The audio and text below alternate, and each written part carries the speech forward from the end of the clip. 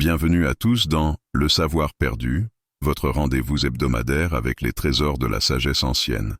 Je suis votre hôte, Mr. Ken, et ensemble, nous allons explorer les enseignements intemporels qui ont guidé des générations vers une vie plus épanouissante et harmonieuse.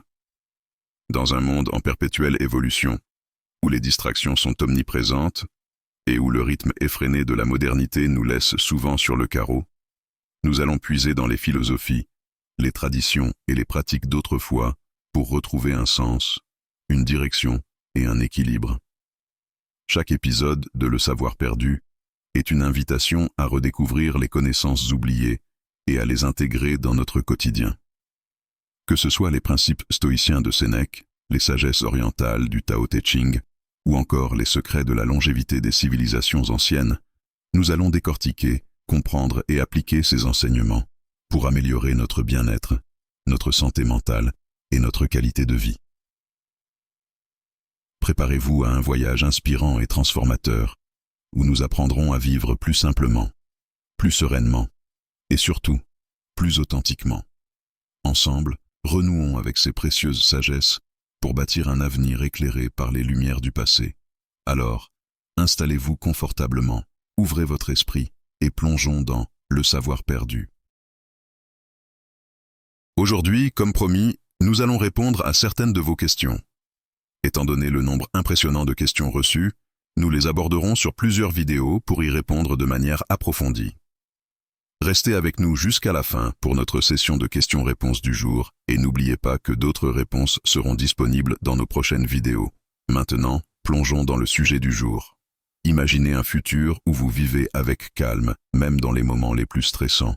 Vous vous réveillez chaque jour en vous sentant fort et prêt à affronter tout ce qui se présente. Ramenons cette vision au présent en regardant cette vidéo et imaginez-vous maîtrisant l'art de rester calme dans des situations stressantes.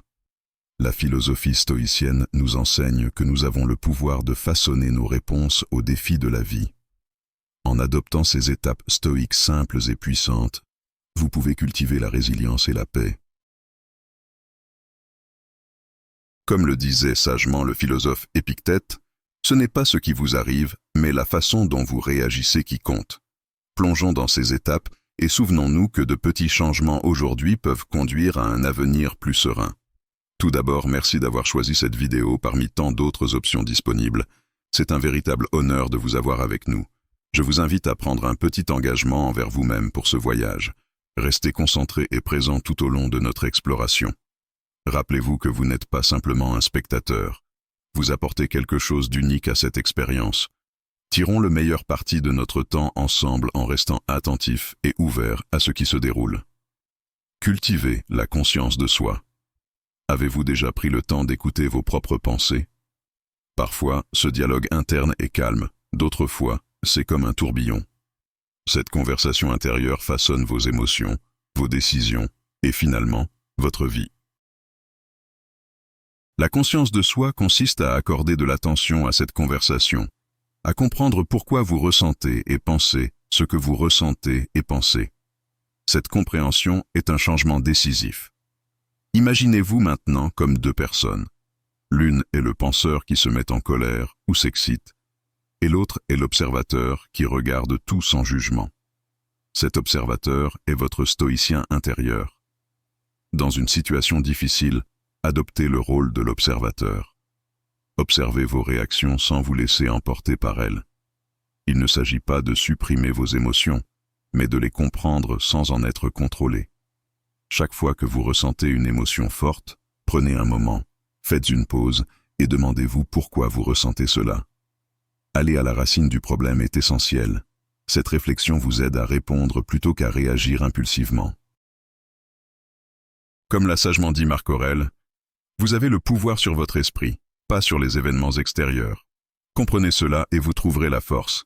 Cette philosophie ne consiste pas à ignorer vos émotions, mais à ne pas les laisser troubler votre paix intérieure. Commencez par les petits désagréments quotidiens, comme une connexion Internet lente ou une longue file d'attente au café. Observez votre irritation, comprenez-la, puis laissez-la partir. Progressivement, vous développerez la force d'appliquer cette pratique à des défis plus importants. La conscience de soi est comme un muscle. Plus vous l'exercez, plus il devient fort. À mesure qu'il se renforce, votre capacité à rester calme et serein face aux épreuves de la vie grandit également. La vie, souvent imprévisible, peut être comparée à un jeu de balle. Parfois, vous attrapez la balle, d'autres fois, elle vous frappe en plein visage. Imaginez, par exemple, renverser votre café du matin ou être trempé par une averse inattendue. C'est agaçant, n'est-ce pas? Mais que dire des grands revers de la vie, comme perdre votre emploi, une rupture douloureuse ou échouer dans un projet important? Dans ces moments de choc, il est normal de se sentir abattu. Mais que se passerait-il si nous considérions ces défis non pas comme des plaisanteries cruelles du destin, mais comme des entraîneurs personnels pour notre force intérieure? La résilience ne réside pas dans l'évitement des épreuves de la vie, mais dans l'apprentissage de les supporter. Chaque obstacle franchi, chaque refus surmonté est comme un exercice en salle de sport, renforçant vos capacités de résilience. Il ne s'agit pas de faire semblant d'être fort ou de négliger la souffrance, mais de faire face à vos combats en affirmant « Tu ne m'abattras pas ». Chaque défi, aussi pénible soit-il, apporte une leçon. Si vous n'obtenez pas un poste, peut-être cela vous apprend-il la persévérance ou vous oriente-t-il vers un chemin plus en accord avec vos véritables aspirations. Des soucis dans vos relations? Cela pourrait être une leçon en communication efficace ou en découverte de soi. Le secret est de transformer le « pourquoi cela m'arrive-t-il » en « que puis-je en apprendre ?» Cette manière de penser ne forge pas seulement la force intérieure, elle développe aussi la sagesse. Comme l'a dit Sénèque, les difficultés fortifient l'esprit, tout comme le travail fortifie le corps. Vos épreuves ne sont pas de simples obstacles, elles sont vos guides les plus sincères. Commencez par revisiter vos propres cicatrices de bataille. Réfléchissez à ces moments où vous avez survécu. Quelles forces intérieures avez-vous découvertes? Armez-vous de ces enseignements pour le prochain défi. Lorsque vous êtes confronté à une nouvelle épreuve, souvenez-vous de vos victoires passées. Ce n'est pas un simple discours de motivation, c'est un historique prouvé de votre résilience. Souvenez-vous, la résilience n'est pas un don inné, mais une compétence développée à travers les épreuves. Chaque défi est une occasion de perfectionner cette compétence. En maîtrisant la conscience de soi et la résilience, vous ne faites pas que résister aux tempêtes de la vie, vous apprenez à les naviguer avec habileté. Ce ne sont pas de simples théories, mais des tactiques pratiques que vous pouvez commencer à utiliser dès aujourd'hui. En le faisant, vous deviendrez non seulement une personne qui garde son calme en cas de crise, mais aussi une version plus sage et plus forte de vous-même, prête à affronter tout ce que la vie vous réserve. Embrassez le pouvoir de la perspective. La vie, souvent comparable à des montagnes russes, nous fait vivre des hauts et des bas. Mais imaginez que vous avez une arme secrète, votre perspective. La manière dont vous interprétez ce qui se passe autour de vous peut transformer complètement votre expérience. Rappelez-vous, ce n'est pas ce qui vous arrive, mais la façon dont vous y réagissez qui importe. C'est l'essence du stoïcisme. Imaginez votre esprit comme un miroir. Il reflète tout, le bon, le mauvais, le laid, mais il ne réagit pas. Il montre simplement ce qui est devant lui. De même, vous pouvez agir comme ce miroir.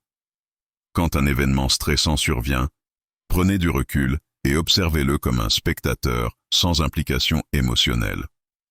Ce détachement n'est pas un manque de soin, mais une façon de maintenir votre paix intérieure en pleine tempête. Commencez par une étape simple. La prochaine fois qu'un petit désagrément vous irrite, prenez un moment de pause, respirez profondément et demandez-vous si la colère vaut la peine de perdre votre tranquillité. Visualisez-vous réagissant calmement et rationnellement. Avec le temps, cette approche deviendra votre réaction naturelle, même face à des défis plus grands. Ce changement de perspective est un outil puissant dans votre arsenal stoïcien. Utilisez-le judicieusement et observez comment votre monde se transforme, non pas parce que le monde a changé, mais parce que vous avez changé. Maintenant, parlons de la gratitude. Pratiquer la gratitude ne consiste pas à ignorer les problèmes, mais à trouver des éclats de bonheur dans le chaos. Par exemple, Vous êtes en retard et vous venez de manquer le bus. Certes, c'est frustrant, mais vous avez maintenant quelques instants imprévus sous le ciel ouvert. Respirez profondément et savourez ce moment. Vous avez taché votre chemise favorite? C'est dommage, mais c'est aussi une occasion de redécouvrir d'autres vêtements. Peut-être que la chemise oubliée au fond de votre placard deviendra votre nouvelle favorite. Commencez ou terminez votre journée en identifiant 3 petites joies. Une blague échangée avec un ami, la lumière du soleil sur les bâtiments le matin, un sandwich délicieux. Ce n'est pas ignorer les difficultés, mais rééquilibrer la balance pour ne pas être submergé par les moments difficiles, même au cœur d'une mauvaise journée. La gratitude peut transformer n'importe quelle situation. Coincé dans un embouteillage? Profitez-en pour chanter à tue-tête dans votre voiture. Débordé au travail? Voyez cela comme une occasion de renforcer vos compétences. Comme l'a dit Épictète, il est sage de ne pas se lamenter sur ce que l'on n'a pas, mais de se réjouir de ce que l'on a. Tout change, les saisons, les tendances, la technologie, les gens. Résister au changement est épuisant et vain, comme tenter de retenir l'océan. Embrasser le changement est libérateur. Face à un changement, prenez un moment pour l'évaluer. Qu'est-ce qui est nouveau, différent ou disparu? Demandez-vous comment vous pouvez vous adapter. Cela peut impliquer l'apprentissage d'une nouvelle compétence pour un changement d'emploi ou trouver de nouvelles façons de se connecter dans une relation à distance. L'adaptation est votre super pouvoir face au changement. Il est essentiel de réaliser que même si tout autour de vous évolue, vous pouvez trouver la stabilité en vous-même. Vos valeurs, vos objectifs, vos passions vous ancrent dans la mer changeante de la vie. Quand tout bouge autour de vous, revenez à ces constantes. Vous ne pouvez pas prédire l'avenir, mais vous pouvez vous y préparer. Continuez à apprendre, à grandir, à vous mettre au défi. Plus vous le faites, mieux vous serez équipé pour gérer les changements.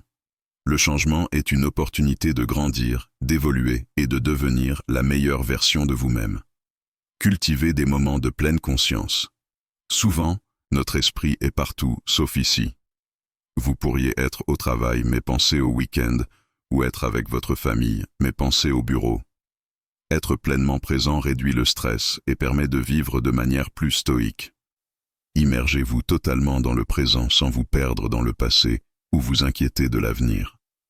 Pour pratiquer la pleine conscience, commencez par vos sens. Que voyez-vous? Entendez-vous? Sentez-vous? Touchez-vous et goûtez-vous en ce moment? Appliquez cette approche en mangeant, en vous promenant ou lors d'une conversation. Lorsque vous êtes totalement présent, le stress et les soucis s'évanouissent. Vous ne vous inquiétez pas du lendemain, ni ne regrettez le passé. Vous êtes simplement là, dans ce moment. Cette concentration apporte clarté et sérénité, vous permettant de gérer les situations avec un esprit clair et serein. Comme l'a dit Sénèque, le véritable bonheur est de jouir du présent sans dépendance anxieuse envers l'avenir. La pleine conscience nécessite de la pratique. Instaurez des rappels tout au long de la journée pour faire une pause et vous interroger. Êtes-vous vraiment présent? Que ressentez-vous et pensez-vous? En pratiquant régulièrement, votre état naturel évoluera vers une plus grande présence et tranquillité. Les relations humaines sont essentielles à notre bien-être. Cependant, toutes les relations ne sont pas bénéfiques. Les relations saines, fondées sur le respect mutuel, la compréhension et le soutien, apportent réconfort dans les périodes difficiles et augmentent notre bonheur dans les bons moments. Il est crucial de développer des relations positives et solides. Soyez vigilants face aux relations toxiques qui vous drainent ou apportent une négativité constante. Il est parfois nécessaire de s'éloigner de ces relations pour prioriser votre bien-être. La valeur des relations réside dans leur qualité, pas leur quantité. Quelques relations saines et proches valent plus que de nombreuses connexions superficielles. Adopter le stoïcisme demande du temps et des efforts. Il ne s'agit pas d'atteindre la perfection, mais de progresser vers une vie plus sereine et épanouissante.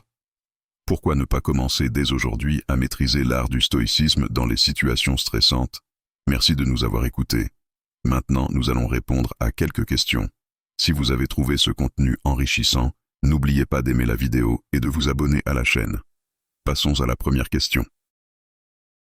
Denis, qui traverse une période difficile marquée par la solitude et des défis de santé, demande comment le stoïcisme peut l'aider. Il est essentiel de reconnaître la force intérieure qui peut émerger dans les moments sombres. Votre situation difficile peut être l'occasion de redécouvrir des aspects de la vie que vous avez peut-être négligés. Considérez de petites activités qui vous apportent de la joie ou du réconfort, même si elles semblent insignifiantes, comme la lecture, l'écriture ou les promenades dans la nature. Le stoïcisme valorise aussi la communauté et le soutien mutuel. Recherchez des groupes de soutien, en ligne ou dans votre communauté, pour partager vos expériences avec d'autres. Bien que le futur puisse sembler incertain, concentrez-vous sur le présent. Le stoïcisme nous enseigne à vivre dans l'instant, en trouvant de la valeur et du sens dans le maintenant. Votre parcours n'est pas facile, mais n'oubliez pas que votre valeur en tant que personne ne dépend pas de votre situation. Vous avez en vous la force de traverser ces épreuves et de trouver des moments de paix et de contentement, même dans les petites choses. Simon Lefort demande comment découvrir sa passion plus efficacement que par essai et erreur. Focalisez-vous sur ce qui vous procure un sentiment d'accomplissement et de bonheur profond. L'autoréflexion et la journalisation peuvent être des outils précieux. Pour évaluer la valeur d'un objectif, examinez si sa poursuite est en accord avec vos valeurs fondamentales. Un objectif qui encourage votre développement personnel et a un impact positif sur votre entourage est souvent un bon signe de sa pertinence. Corinne demande comment transmettre les valeurs de la sagesse stoïcienne aux enfants.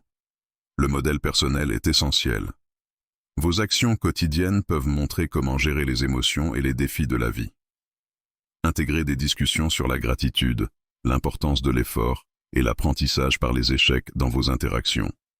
Utilisez des histoires et des exemples de personnes exemplifiant les valeurs stoïciennes pour rendre ces concepts plus tangibles et engageants. Cela aidera les enfants à mieux comprendre et intégrer ces valeurs. Enfin, Rubens demande comment maintenir le cap sur ses objectifs à long terme malgré les obstacles et émotions du quotidien. Concentrez-vous sur ce qui est sous votre contrôle et acceptez l'inévitable. Anticipez les défis et préparez-vous mentalement à y faire face.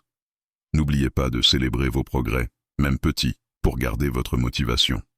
Aurora nous demande comment concilier le fait que le sens de notre vie est donné par nos choix et actions avec la réalité que tout ce que nous construisons est éphémère.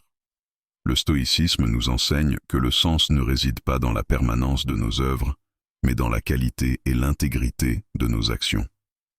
Même si nos réalisations sont temporaires, la manière dont nous vivons et interagissons a un impact durable. Cela nous encourage à agir de manière réfléchie et à apprécier chaque moment. Aujourd'hui, nous avons exploré quelques questions fascinantes.